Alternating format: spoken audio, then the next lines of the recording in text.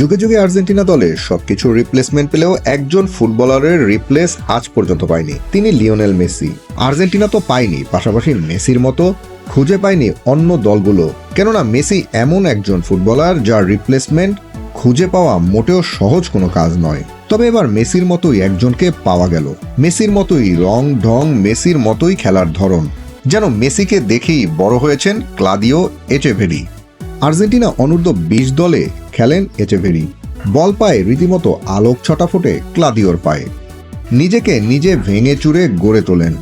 সেই এচেভেরি ক্লাদিওকে নিয়ে শুরু হয়েছে আলোচনা। তিনিও নাকি আর্জেন্টিনা জাতীয় দলের হয়ে আসন্ন বিশ্বকাপে পারফর্ম করতে পারেন। অসম্ভব নয়, কেননা গত বিশ্বকাপে এক ঝাঁক তরুণ নিয়ে বিশ্বকাপে গিয়েছিল আর্জেন্টিনা। এবারও তারা দলে নিয়ে যাচ্ছে বেশ কিছু তরুণ। গত আসরে Enzo Fernandez, MacAllister, Julian Alvarez সহ এক ঝাঁক তরুণ ফুটবলার নিয়ে বিশ্বকাপে গিয়ে সফলতার গল্প লিখেছিলেন লিওনেল স্কালোনি। এবার সেই মেসির সঙ্গে আরও কিছু তরুণের মেলবন্ধন হতে পারে, আর সেই তালিকায় সবার আগে থাকবেন ক্লাদিও এচেভেরি। বল পায়ে মেসির মতো দক্ষতা নিয়ে আরও আগে থেকেই আলোচনায় ছিলেন এই ফুটবলার।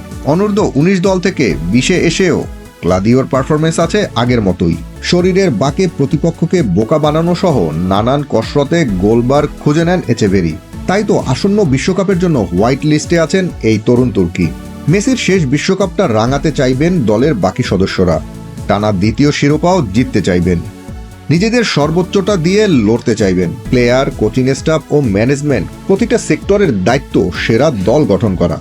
আর এজন্য বর্তমান দল থেকে প্লেয়ার বাছাইয়ের সঙ্গে পাইপলাইন থেকেও তারকা নিতে হবে। মেসির ব্যাকআপ কিংবা অ্যাটাকিং মিডে খেলে এমন প্লেয়ারের সন্ধানে নিশ্চয়ই থাকবে আর্জেন্টিনা। আর এই জায়গায় এচেভেরি বেশ জুৎসই। এচেভেরি আর্জেন্টিনার অনূর্ধ্ব 20 দলে নাম্বার 10 হিসেবে খেলেন। আক্রমণেও বেশ পটু। বিভিন্ন সময়ে আলোচনায় উঠে এসেছেন তার ফুটবলীয় দক্ষতার কারণে। তাই আসন্ন বিশ্বকাপে এমন একজন সেরা প্লেয়ার রেখে যেতে চাইবে না আর্জেন্টিনা। তারুণ্যের নির্যাসটুকু নিতে চাইবে স্কালোনি। একে তো ডিমারিয়া নেই, তারপরে মেসির বয়স তখন 38 পেরিয়ে যাবে। বয়সের ভার বলেও কথা আছে। 90 মিনিট খেলতে পারবেন কি না এটাও ভাবার বিষয়। তাই শুধুমাত্র মেসিকে পরিকল্পনার মূল জায়গায় রেখে বিশ্বকাপে যাওয়াটা হবে সবচেয়ে বড় রিস্ক।